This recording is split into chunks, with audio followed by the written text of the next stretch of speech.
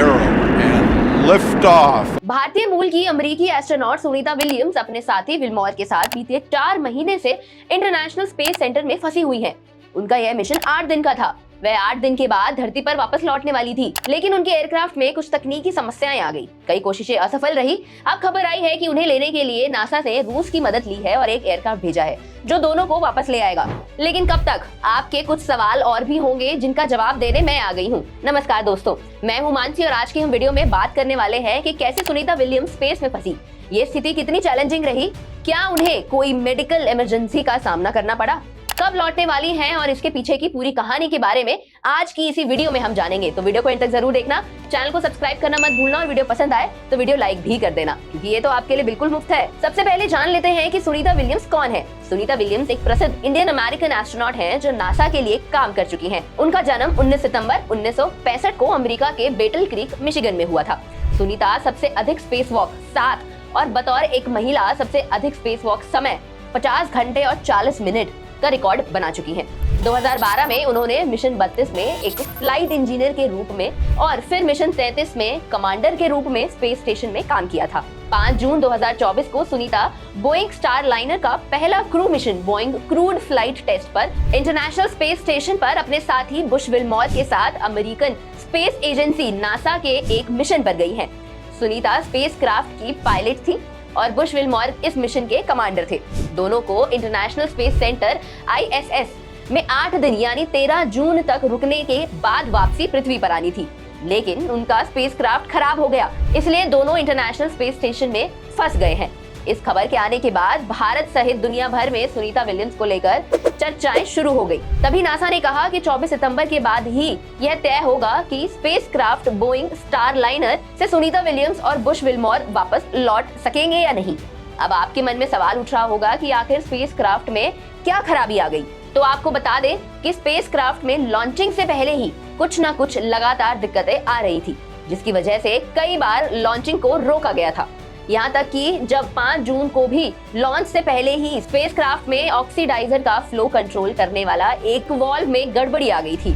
Oxidiser ऐसे chemical होते हैं जो रॉकेट में फ्यूल को जलाने के लिए जरूरी होते हैं। रॉकेट में फायर होने के बिना रॉकेट अपना रास्ता नहीं बदल सकता। जैसे तैसे ठीक किया गया और आखिरकार लॉन्चिंग तो हो गई, लेकिन जब दोनों को धरती पर लौटना था तभी नासा की तरफ से खबर आई स्पेसक्राफ्ट के सर्विस मॉड्यूल के थ्रस्टर में एक छोटा सा हीलियम लीक है। यही नहीं, नासा ने बताया कि लॉन्चिंग के 25 दिनों में स्पेसक्राफ्ट के कैप्सूल में 5 हीलियम लीक हुए, 5 थ्रस्ट काम करने बंद कर चुके थे और अमेरिका के ह्यूस्टन में बैठे मिशन के मैनेजर इसे ठीक नहीं कर पा रहे हैं।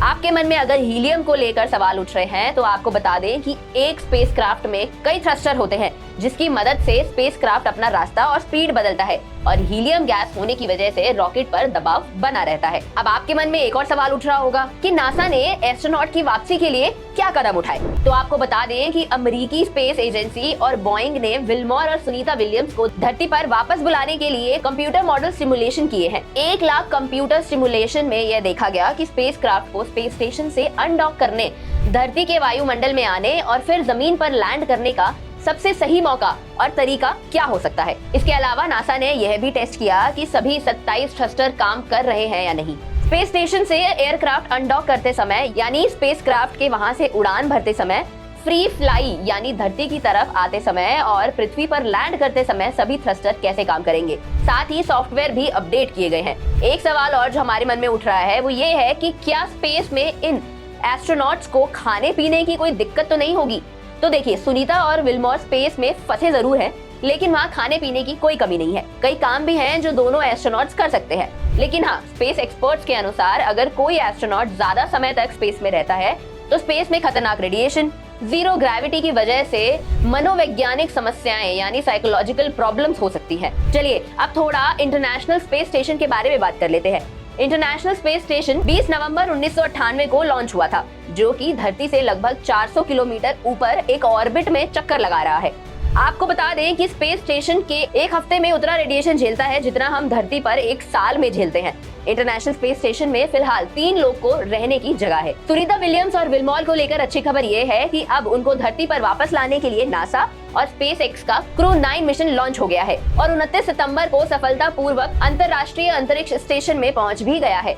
सुनीता और विल्मोर को वापस लाने के लिए स्पेसएक्स ड्रैगन कैप्सूल से नासा के निक हेग और रूसी अंतरिक्ष एजेंसी रोसकॉस्मोस के कॉस्मोनॉट अलेक्जेंडर गए हैं। अंतर्राष्ट्रीय अंतरिक्ष स्टेशन पहुंचने पर गोर्बनोव का जबरदस्त वेलकम किया। फरवरी 2025 में सुनीता और विल्मोर को लेकर हेग और गोर्बनोव धरती पर वापस लौटेंगे। तो ये थी पूरी जानकारी कि कैसे सुनीता विलियम फंसी और कैसे अब उनकी वापस आने की उम्मीद है। मैं उम्मीद करती हूँ कि आपको ये वीडियो पसंद आई होगी, समझ में आई होगी और इस मिशन से जुड़ी सभी सवालों के जवाब भी आपको मिल ही गए होंगे। आप अपनी सारे फीडबैक और क्वेरीज मुझे कमेंट सेक्शन में लिख सकते हैं, मैं उन सभी के जवाब आपको दूंगी। मैं उम्मीद करती हूँ कि आपको ये वीडियो समझ आई होगी, पसंद आई होगी। तो इसके लिए चैनल को सब्सक्राइब करना मत भूलना और वीडियो को लाइक भी जरूर कर देना। चलिए, मैं मानसी मिलती हूँ आपसे अगली वीडियो में।